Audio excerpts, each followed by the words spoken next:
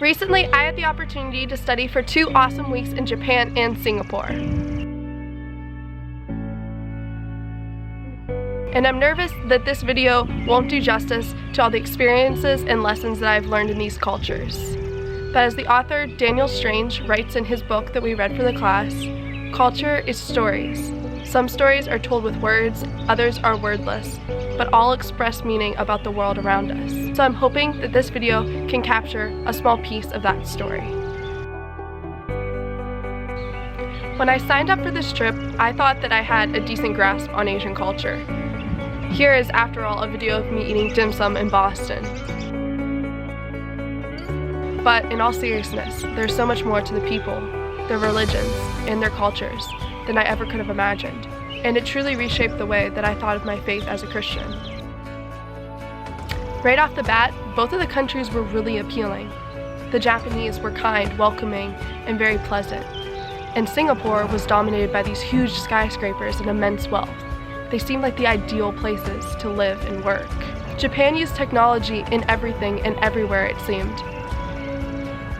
Sushi conveyor belts, toilets with more buttons than I could understand, and lightning fast bullet trains. Yet they also held tradition in a high regard. People could be seen wearing kimonos, and the architecture was reminiscent of their historical roots. Their worldview was focused on this balance between progress and moving forward, and then also holding on to their tradition. Their culture had a strong sense of honor versus dishonor. They seek to please others and strive to do well in academics and careers. Honor is sought in almost every aspect of the Japanese life. Singapore, on the other hand, was just extravagant. Everywhere all I could see was wealth, wealth, and more wealth. Standing by the bay and looking up at all the skyscrapers, I thought to myself, this would be the coolest place to live. It's different from the United States. The US is materialistic in almost a selfish way, like for one's personal gain. Yet Singapore's materialism is outward. They want to show off their status and power, and they seek talented people from all over Asia to come and help them gain more for their country. They are proud that they are accepting of so many different types of ethnic groups and beliefs, and they all live together fairly peacefully. It seems like the question that they're trying to answer through their wealth and acceptance is how to best achieve the good life. When it comes to religion and belief systems, we visited the Buddhist and Shinto shrines in Japan.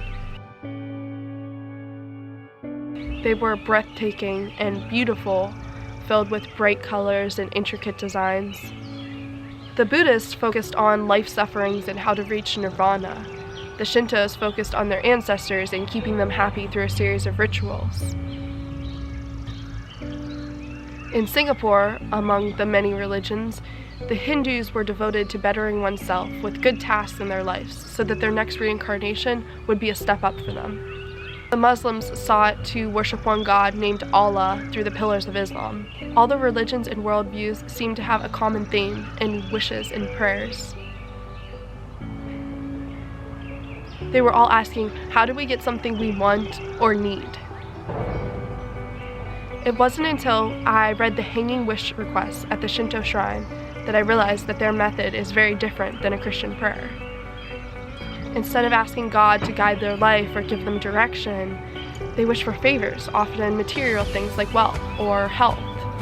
There's more of a focus on the here and now and not on the afterlife. In all the places of worship that we visited, they were all asking similar questions. Like, what does it mean to be human? Perhaps a worshiper of Allah or a respecter of ancestry? Or what happens to us after we die? Do we get reincarnated or hopefully reach nirvana? The questions are the same, but the methods and the goals vastly differ. And these differences arise out of one common missing piece: Jesus. No matter how pleasant or wealthy these cultures are, they were worshiping the creation and not the creator. They had similar aspects of Christianity without knowing Christ. Japanese culture focused heavily on nature and its beauty, but overlooked who made it. They also placed emphasis on family and community, but don't recognize that these relationships are ones God gave us here on earth to reflect His with us in a small way. They want to bring honor to their family and name, when really it's more meaningful to bring honor to God. In Singapore, they are so accepting of each other's religions, which is a good thing, but not to the point that you aren't sharing with others the truth of the gospel. They seek an identity in the world through showing off their massive wealth, when really, on a bigger scale, they could find an identity in Christ. Hinduism values good works, a way to show others compassion, but doesn't see that our works aren't enough, but God's grace is. Muslims even see that value in devotion and prayer to God or Allah, but not that His Son has already come to save us. It's sad in a way, seeing all these beautiful cultures, so close to knowing God, but having these idols in the way.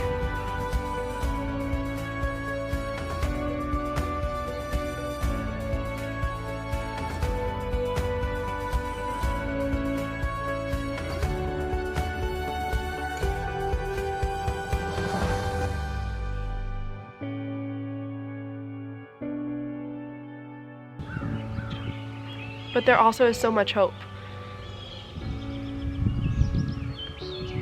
God is working in these places and with these people. Looking beyond the idols, we're all asking the same questions.